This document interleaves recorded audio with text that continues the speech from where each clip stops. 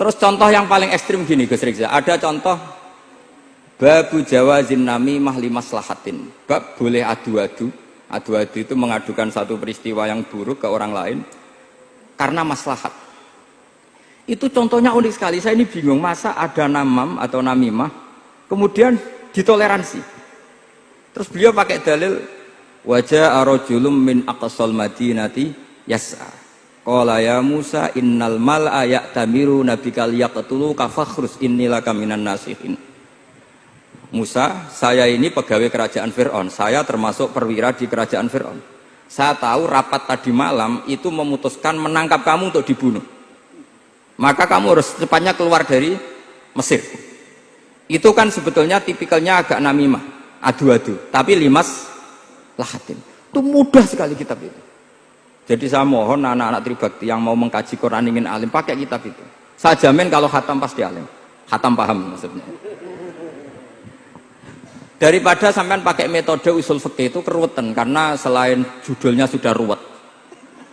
Lubul usul itu sudah ruwet. Dulu saya ngaji di Sarang itu semua satu kelas itu semuanya dapat 4 terus. Kecuali saya tidak dapat nilai karena gurunya bingung biji. Tidak tahu bingungnya itu karena dianggap terlalu alim atau terlalu goblok, tidak tahu saya. Yang jelas usul fikih saya itu nggak ada nilainya. Begini kalau dalam usul fikih kan begini. Ya ini agak menghormati pasca sarjana, jadi agak-agak ruwet biar kesannya itu ya intelek atau pinter lah gitu. Kalau guyon terus itu kan nganggap sampean itu isane mau paham guyon itu. Jadi gak ngergani orang seperti orang guyon terus itu. Tapi ini agak serius. Begini. Misalnya saya sebagai kiai ngundang Zaid, kamu ke sini. Saya jelas nyebut Zaid ke sini, ada tamu. Sebetulnya saya ingin Zaid apa ingin cah dalam siapa saja asal bisa melayani tamu. Zaidun itu zikrul ba'di wa iradatil kul apa zikru Zaidin fi ainihi. Itu kan jadi perdebatan di ilmu usul fikih. Ketika Zaid gak ada, terus di situ ada pelayan yang bernama Bakar Umar gak datang, pasti kiainya marah. Cek sombong ya santriku, tak udang rano sing moro. Terus misalnya anak-anak bilang, Pak Yai Anda kan tadi manggil Zaid, tidak manggil kita. Cek goblok maksudku ono sing nyuguhi teh. Ora kudu Zaid, Bakar Umar yo kena. Bocah kok goblok kan mesti gitu. Artinya gini, menyebut aktor dalam Quran atau hadis itu yuradu syakhsun bi ainihi, apa itu bagian dari zikrul ba'di wa iradatil. Sehingga semua peristiwa di Quran, entah itu nyebut Fir'aun, berarti mewakili orang toho, orang yang lajut. Menyebut Musa, mewakili orang baik. Apa bagaimana?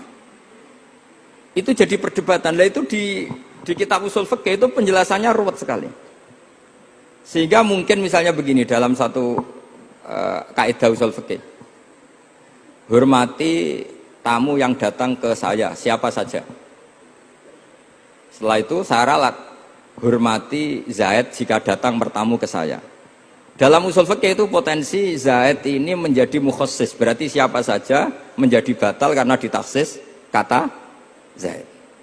Ada potensinya begini, siapa saja tetap berlaku dan kiai menyebut Zaid adalah zikru ba'di afrodi dzalikal kulli, menyebut individu dari kuliah yang masuk. Jadi tetap hormati tamu siapa saja. Yang termasuk siapa saja adalah Zaid. Apa siapa saja tidak menjadi hukum karena terganti hanya khusus Zaid. Itu jadi perdebatan di perdebatan usul fikih. Jadi terlalu ruwet. Tapi kalau di kitab tadi yang Sajaratul Ma'arif karangannya Izzuddin bin Abdus Salam, itu gampang sekali. Saya baca itu min awali hatta akhir itu tidak ada yang iskal, gampang sekali, mudah sekali. Karena tadi mungkin dikarang ahlinya dan dibaca oleh ahlinya, jadi gampang sekali ini. Jadi semudah itu, istidlal itu gampang sekali. Ya saya ulang lagi tadi, karena ditulis orang ahli dan dibaca oleh orang ahli. Tapi saya pastikan kitab itu tuh mudah sekali. Kenapa saya menyarankan begitu? Karena begini, sekarang tuh banyak orang menafsirkan Quran karena hanya melihat terjemah atau dengar-dengar dari orang lain. Sementara kita yang gudangnya, kita ya semua lah santri Sarang, Lirboyo semua, itu tidak mau memulai. Andai kan kita mau memulai, maka kita akan tahu apakah zikrus syai' itu menjadi takyin, harus itu, atau zikrus syai' itu zikrul ba'di wa iradatil qul. Saya beri contoh masalah hukum fikih.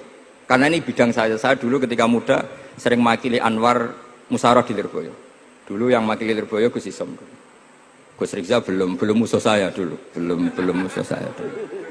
Jadi kalau musuh saya itu terlambat, saya sudah sufi, sudah agak ahli fikih, sudah pensiun, bukan karena sudah bodoh tapi sudah ben diurusi sing nom-nom gitu. Sudah makam saya sudah ndak itu sudah. Ndak tahu entah makam saya dari mana, ndak tahu saya. Misalnya begini, saya beri contoh. Di antara yang enggak boleh dalam pernikahan adalah wa antajma'u bainal ukhtain. Menikahi mbaknya plus adiknya, fi nikahin wahid, tahta rajulin wahid. Jadi enggak boleh mempoligami mbak bersama adiknya. Kalau kita percaya zahirun nas, maka yang haram hanyalah wayoh atau berpoligami mbak dan adik. Dan itu bahaya kalau Anda memahami seperti itu. Zaman Rasulullah Sugeng ngendikan ditambahi satu tok sama Nabi. Wala benal mar'ati wa ammatiha wala benal mar'ati wa kholatiha. Itu kalau orang Jawa kan satu, karena bulik dan bude orang Jawa itu sama, dari bapak ya bulik, dari ibu juga bulik. Tapi kalau orang Arab bilang min jatil ab disebut ammah, min jatil dikatakan kholah. Nabi zaman Sugeng itu hanya nambah itu tok.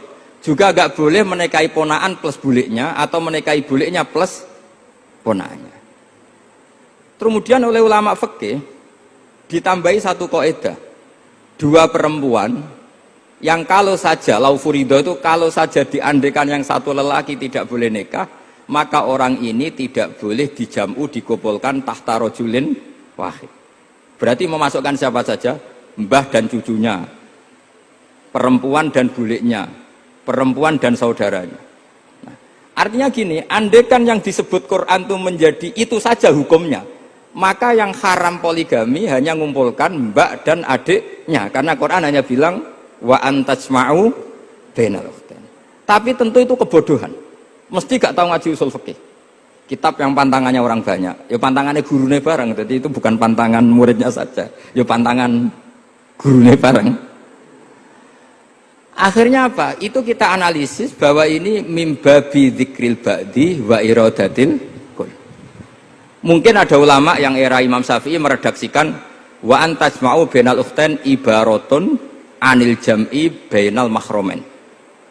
Apapun itu, tetap ukhtain di sini itu satu percontohan mengumpulkan dua perempuan yang ada hubungan mahram, entah karena saudara kandung atau bulik bude atau mbah sama cucu.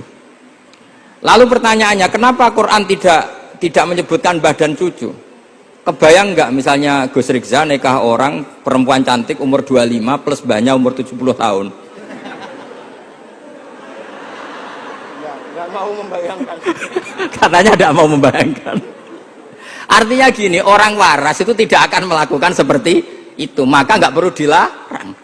Tapi nak rabi bae sesuai gedon, jebule ayu adi itu banyak. Terus dongano bae mati itu banyak itu mungkin. Sehingga yang potensi bahaya itu wa antajma'u bainal ukhtain. Karena yang potensi nakal itu ya itu tadi. Ro nambake luwe ayu rabi adike, semoga kalau sedang keluarga orang lain ceraikanlah. Tungone maksa. Tungone maksa niku wae.